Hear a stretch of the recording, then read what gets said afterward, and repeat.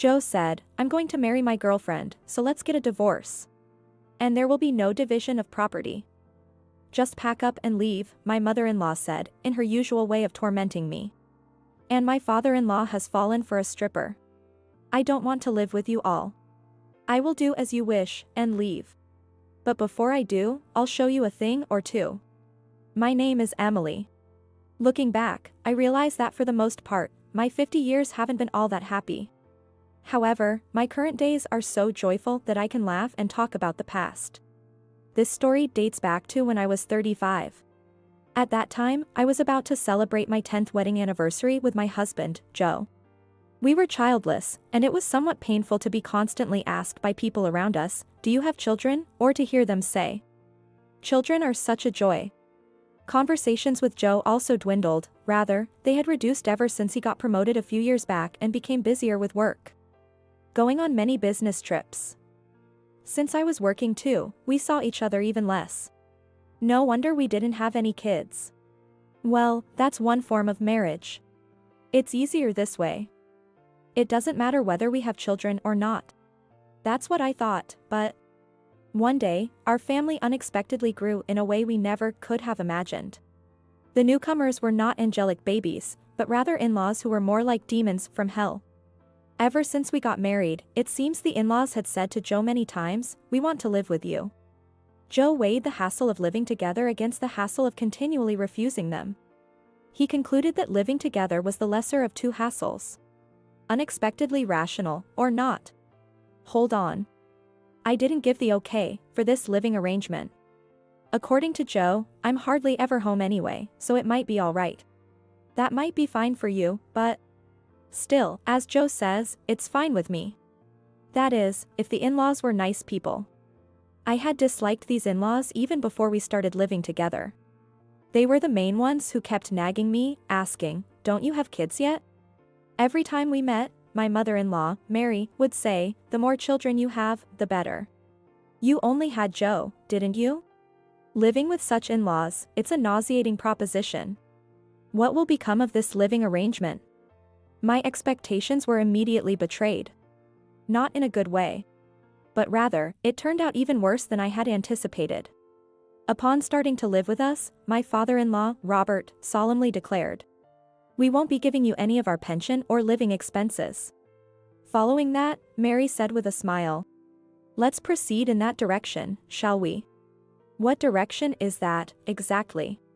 Even Joe said, since we both work, we can manage without receiving any living expenses from them.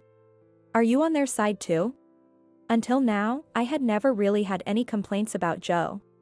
Well, I never really expected much from a husband to begin with. As long as he didn't get angry quickly and was a hard worker, that was fine by me. But now, a whole host of new grievances arrived all at once. Furthermore, after living with the in-laws for a while, the true reason they wanted to live with us gradually became clear. At night, Robert frequently goes out. I used to believe it was to drink with friends, but among the laundry, I found a membership card for a nightclub and a business card with Ashley written on it. Nightclubs come in various forms, but this one clearly caters directly to men's desires. So, Ashley is his favorite, huh? He's surprisingly spry for his age. I thought to myself. Of course, I meant that in a bad way. No wonder he can't contribute to the living expenses. He's spending it all on Ashley.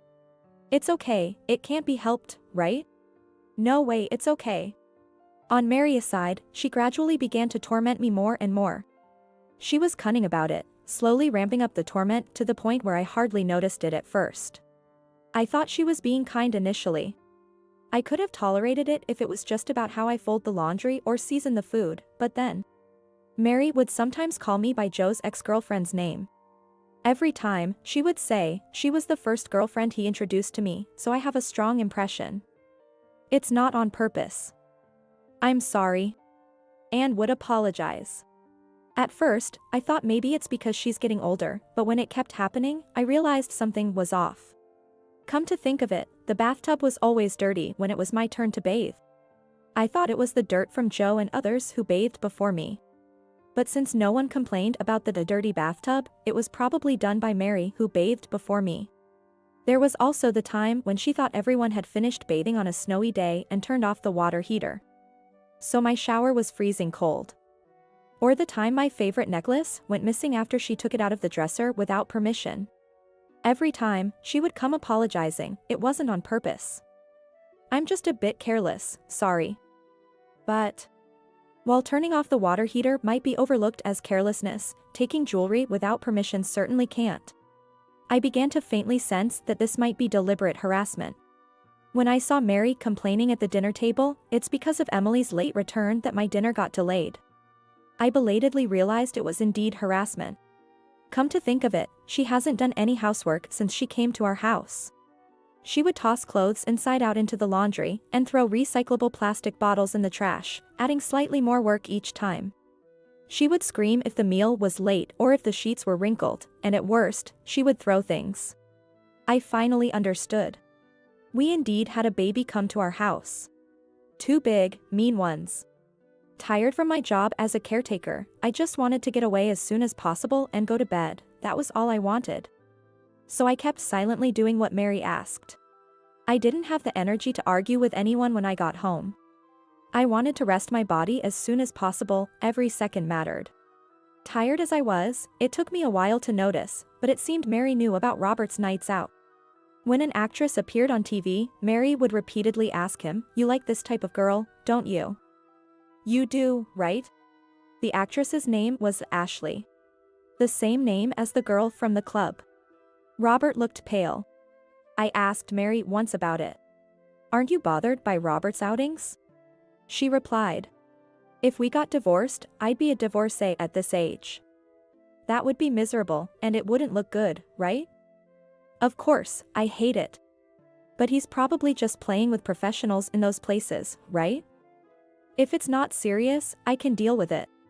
It wasn't because she cared about Robert but because she feared the social stigma of becoming a divorcee.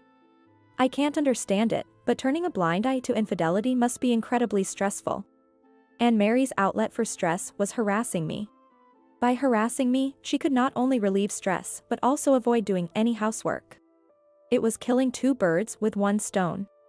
I was convinced. This was the background against which Mary had insisted on living with Joe. Since living with the in-laws, Joe has found more and more excuses, like overtime, to not come home. This house is rotten from the foundation to the pillars.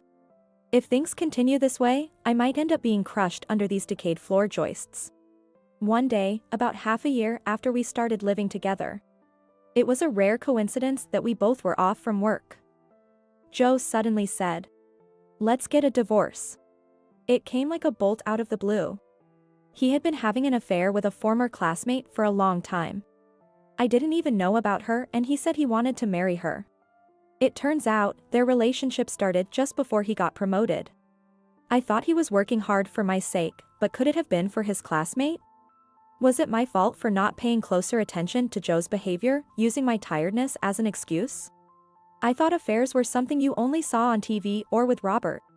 No, maybe it's natural for the son to do the same as his father. This house will be for her and me once everything is in place, so you just take your personal belongings and leave, Joe said. When Joe said this, Mary asked, "What about us?" "She's fine with you living together, so you can stay," he replied. "She's a good girl." "Emily, don't you even try to divide assets. This house and everything in it will continue to be used by us." Wow, she really is a good girl. If she's cuter than Emily, then there's nothing more I could ask for. Mary, reacting to Robert's words, glared at him as if to say, "You always do this when you see a woman."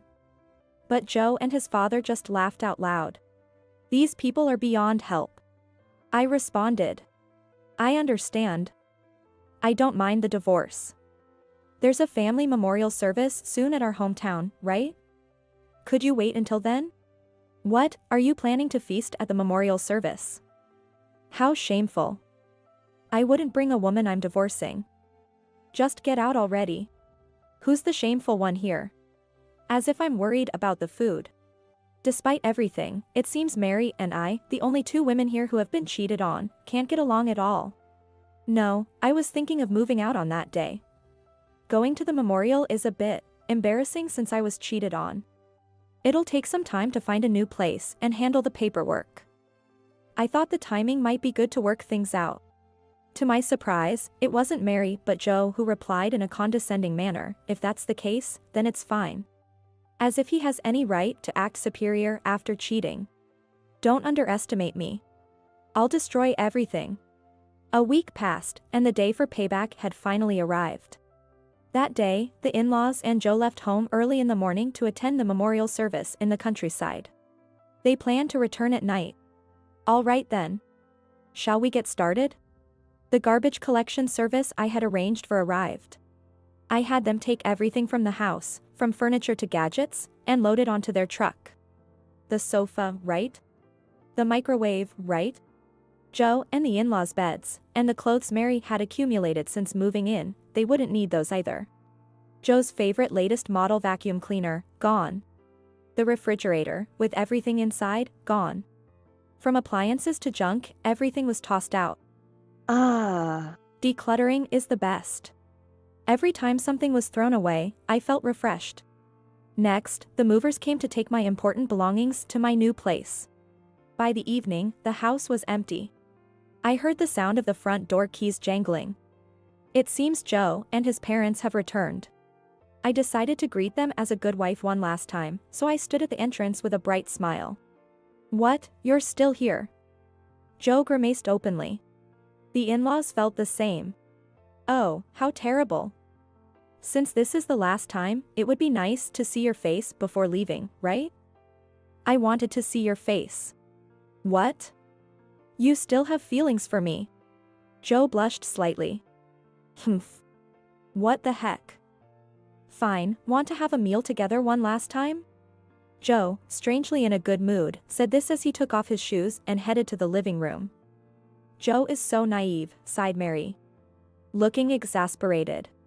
As for Robert, that's my boy, he said, giving me a smug look. Makes no sense. Meals, huh? It would have been a nice way to part if there was anything to eat. What the, what?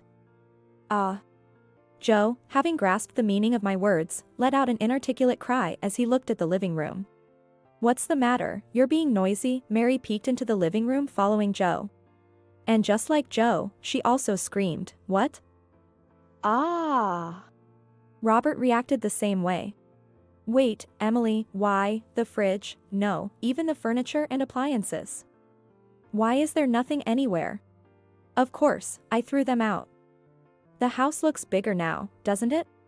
I thought it would be bad to leave the old furniture for your new life with her. Consider it a final favor. You threw them out. Why? Weren't you just preparing to move out? The move is already done. When you move, you throw out what you don't need, right? Have you forgotten? Most of the things we bought when we got married were paid for by me. It's not wrong for me to throw them away. I don't need them anymore. Joe pointed at me, his mouth opening and closing without any words coming out. He seemed too shocked to speak. I'll consider this an even division of assets. Not that there's much to divide, anyway. Smiling, I watched as Mary exploded in anger. How could you do this? I'll return those words to your idiot son. It's outrageous to engage in infidelity while having a wife and then tell her to leave because he's remarrying. Perhaps it's your upbringing that's at fault? How dare you speak to your mother-in-law like that? What a terrible wife I ended up with. Do you still consider yourself my mother-in-law? To me, you're just some old lady. Watching me speak with a grin, Mary muttered, such an unlovable woman. And trembled with anger. I couldn't help but find this a bit amusing, but that's a secret. After all, haven't you forgotten? If I demanded a division of assets for this house, you can't refuse. What will happen if you lose the house? Where will you old strangers live? Didn't you sell your own house when you moved in here? Indeed, the in-laws had sold their own house when they decided to roll into ours. They had said, we probably won't be going back. That's why they absolutely needed this house. They probably sided with the mistress over the wife because, as long as there's a house with a maid, anything goes. Panicking at my words, Robert tried to mediate. Well, let's calm down. Yes, you're right, old man. I mean, Robert. Let's keep it calm. That's right, that's right. You understand, Emily. Of course. By the way, Robert, wasn't your phone broken today? Oh. Yeah. I noticed when I left the house that it wouldn't turn on. If charging it doesn't work, I guess I'll have to go to the store. No need for that. Your phone is right here with me. Saying that, I took Robert's phone out of my pocket. What?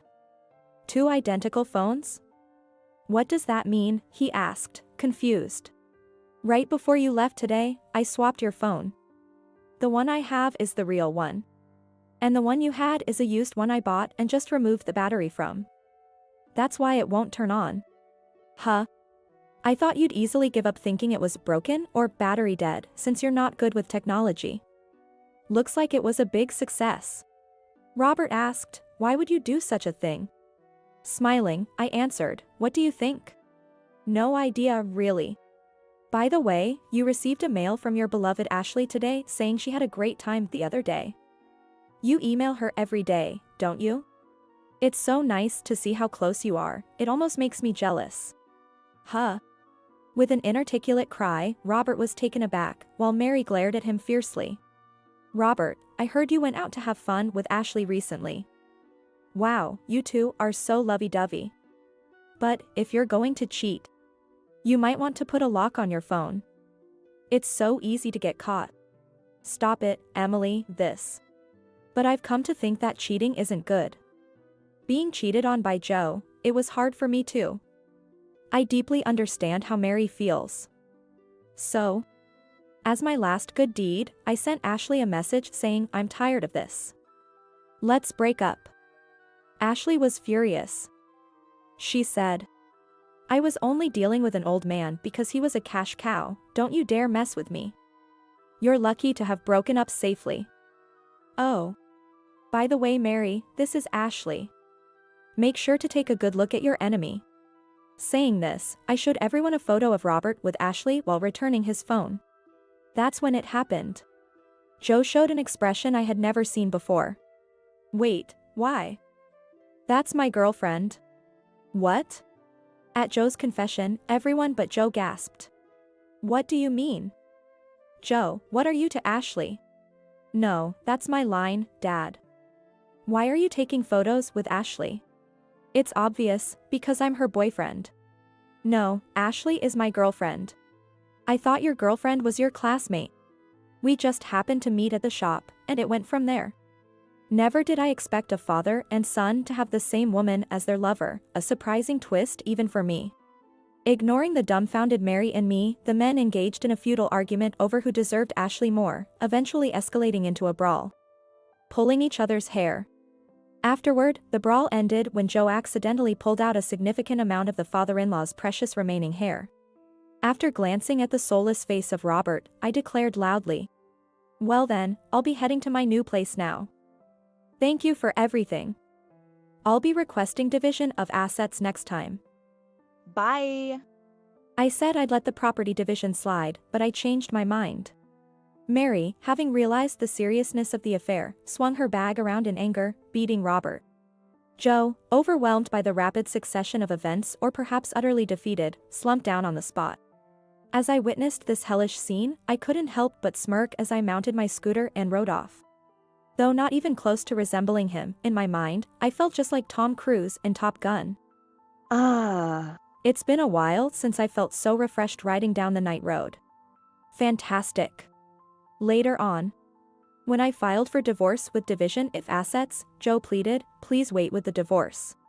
It turned out the in-laws were considering divorce too, and with the potential loss of a place to live for everyone and the changing circumstances, they wanted to hold on to as much money as possible. They said various things like, don't you feel sorry for us, having lived together once and now being homeless, and, we need money right now. But I had no sympathy and proceeded with the divorce without discussion, securing as much money as possible from Joe. I felt a bit like a bandit, but I hadn't done anything wrong. It was merely what I deserved. Well, maybe messing with someone's phone was a bit bad. Eventually, around the same time as our divorce, Mary also divorced Robert. Apparently, Robert's affair with Ashley had been going on for over 5 years, and Mary couldn't forgive the private relationship. I don't quite understand the logic of tolerating visits to the shop but not private relationships, but I guess there are all kinds of marriages. Well, they're not a couple anymore anyway. Robert faced claim of assets from Mary and Joe from me. It is the inevitable conclusion that the apple doesn't fall far from the tree. The family is now scattered and separated. Mary, having been cheated on by Robert, grew to despise men in general and consequently despised Joe for similarly discarding me through cheating. As a result, Joe and Mary have become estranged since her divorce, only speaking when necessary. Robert was jobless and sought help from Joe, but was rejected because Joe himself was barely scraping by with multiple jobs. Joe is juggling jobs. Mary, who had been a housewife since marrying young, took up her first job ever as a part-timer. Robert finally found a job and worked night hours. As for Joe, who was all set to remarry Ashley, it turned out she had no such intentions. Ashley saw both Joe and Robert merely as sources of income, an extension of her job. Additionally, it was revealed that Ashley had other men like Joe and his father in her life. Joe, having known her since their school days, had convinced himself that she was truly serious about him, his destined partner. But when all was said and done, it turned out to be a ridiculously petty and foolish story. Ultimately, both men were deemed too much trouble, even as cash cows, and were discarded by Ashley. For me, aiming to break everything on my way out, as I had planned. Seeing such a spectacular collapse of their family life, far beyond what I had aimed for, left me extremely satisfied. No one in that family truly valued anyone but themselves, so this outcome was perhaps inevitable. In essence, it was a family in form only, lacking any real compassion. I am now relieved to have left that household.